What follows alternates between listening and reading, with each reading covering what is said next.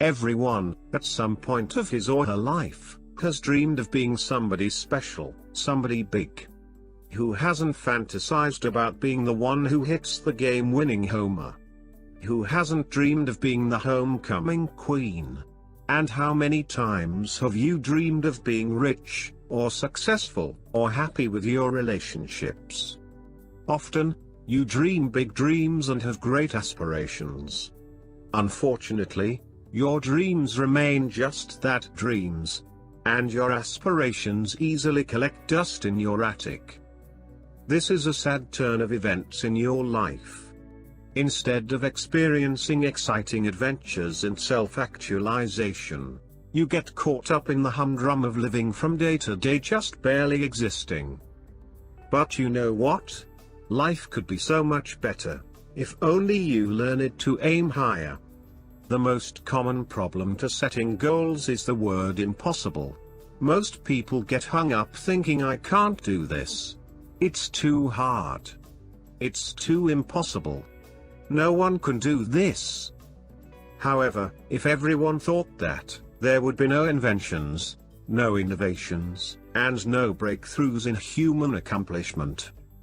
Remember that scientists were baffled when they took a look at the humble bumblebee. Theoretically, they said, it was impossible for the bumblebee to fly. Unfortunately for the bumblebee, no one has told it so. So fly it does. On the other hand, some people suffer from dreaming totally outrageous dreams and not acting on them. The result? Broken dreams, and tattered aspirations. If you limit yourself with self-doubt, and self-limiting assumptions, you will never be able to break past what you deem impossible. If you reach too far out into the sky without working towards your goal, you will find yourself clinging on to the impossible dream. Try this exercise.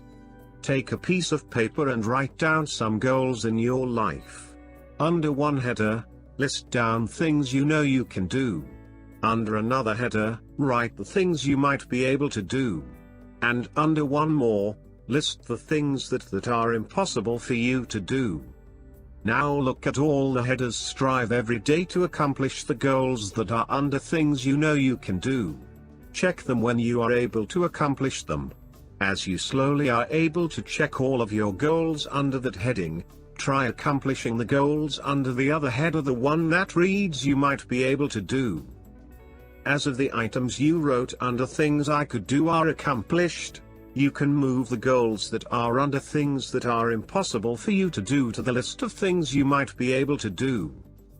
As you iterate through this process, you will find out that the goals you thought were impossible become easier to accomplish. And the impossible begin to seem possible after all. You see, the technique here is not to limit your imagination. It is to aim high, and start working towards that goal little by little.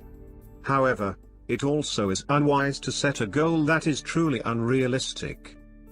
Those who just dream towards a goal without working hard end up disappointed and disillusioned. On the other hand, if you told someone 100 years ago that it was possible for man to be on the moon, they would laugh at you. If you had told them that you could send mail from here to the other side of the world in a few seconds, they would say you were out of your mind. But, through sheer desire and perseverance, these impossible dreams are now realities. Thomas Edison once said that genius is 1% inspiration and 99% perspiration. Nothing could be truer. For one to accomplish his or her dreams, there has to be hard work and discipline. But take note that that 1% has to be a think big dream, and not some easily accomplished one. Ask any gym rat and he or she will tell you that there can be no gains unless you are put out of your comfort zone. Remember the saying, no pain, no gain? That is as true as it can be. So dream on, friend.